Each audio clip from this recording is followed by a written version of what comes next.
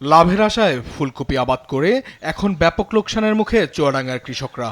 বাজারে বিক্রি করে উৎপাদন খরচও উঠছে না তাদের। গত বছর লাভজনক হওয়ায় চলতি মৌসুমে এ জেলায় ৭০,৪৫০ মেট্রিক টন ফুলকপি উৎপাদিত হয়।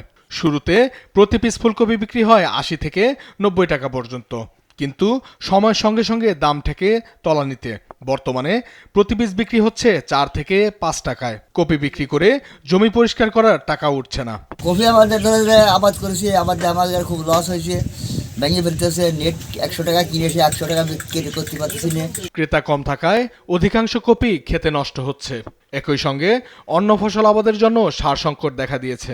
চাহিদাও কমে গিয়েছে এবং মাঠের কপিটা আছে এখন বর্তমানে চাহিদা পূরণ হয়ে আর সেগুলো বিক্রি হচ্ছে না, যার জন্য মাঠে সেগুলো এমনি নষ্ট হয়ে যাচ্ছে। কৃষি বিভাগ বলছে চাহিদার তুলনায় বেশি উৎপাদন হওয়ায় বাজারে দাম পাচ্ছে না কৃষকরা। ফুলকপি এবারে যে পরিমাণ উৎপাদিত হয়েছে, প্রথম অবস্থায় ফুলকপির ১ বিঘা জমি থেকে ৭০ থেকে ৮০ হাজার টাকা পর্যন্ত কৃষকরা ফুলকপি বিক্রি করেছেন।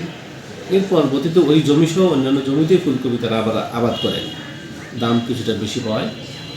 এরপরে এখন এই ভরা মৌসুমে ফুলকপির উৎপাদন অনেক বেড়েছে চাহিদার তুলনায় বাড়ার কারণে ফুলকপির দামটা কিছুটা কমে